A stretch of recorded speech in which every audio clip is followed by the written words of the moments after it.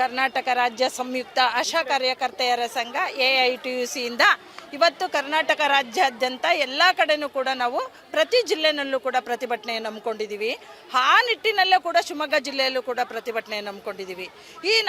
ಈ ಹೋರಾಟದ ಉದ್ದೇಶ ಹಗಲು ರಾತ್ರಿ ಮಾಡೋ ಅನಿರ್ದಿಷ್ಟ ಮತ್ತು ಹಾರಾತ್ರಿ ಧರಣಿಯನ್ನು ಹಮ್ಮಿಕೊಂಡಿದ್ದೀವಿ 3 ದಿನಗಳ ಕಾಲ.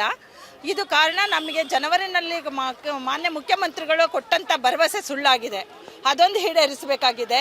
ದಯವಿಟ್ಟು ಮಾರ್ಚ್ನಲ್ಲಿ ನಮಗೇನೋ ಆಶಾ ಕಾರ್ಯಕರ್ತೆಯರಿಗೆ ಮತ್ತು ಅಂಗನವಾಡಿ ಬಿಸಿಯೂಟದವರಿಗೆ ಬಜೆಟ್ನಲ್ಲಿ 1,000ಗಳನ್ನು ಘೋಷಣೆ ಮಾಡಿದ್ರು. ಅದನ್ನು ಕೂಡ ಅವರು ಕೂಡಲೇ ಆದೇಶ ಮಾಡಬೇಕಾಗಿದೆ. ಈ ಆಶಾ ಜನಸಂಖ್ಯೆ ನಮ್ಮನ್ನು ಜನಸಂಖ್ಯೆ ಆಧಾರಿತವಾಗಿ ಕೆಲಸವನ್ನು ಕೊಟ್ಟು ಜನಸಂಖ್ಯೆ ಆಶಾವನ್ನು ತರ್ಕಬದ್ಧಗೊಳಿಸಿ ಆಶಾ ಕಾರ್ಯಕರ್ತರನ್ನು ಕೈ ಬಿಡ್ತಾ ಇದ್ದಾರೆ.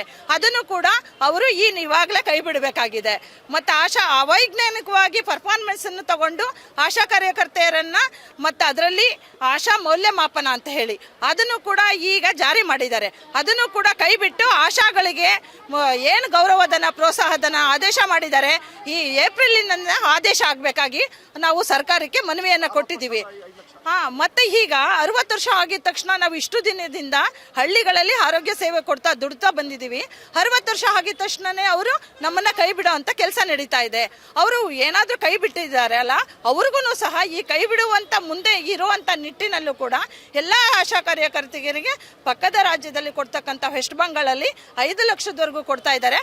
ನಮಗೂ ಕೂಡ 3 ಲಕ್ಷದಿಂದ 5 ಲಕ್ಷದವರೆಗೂ ಕೂಡ ಅವರು ಈಡೇರಿಸಬೇಕು ಅಂತ ಹೇಳಿಬಿಟ್ಟು ಈ ದಿನ ನಾವು ಇಲ್ಲಿ ಹಮ್ಮಿಕೊಂಡಿರೋಂಥ ಧರಣಿ. ರಾಜೇಶ್ವರಿ ಅಂತ ಜಿಲ್ಲಾ ಅಧ್ಯಕ್ಷರು.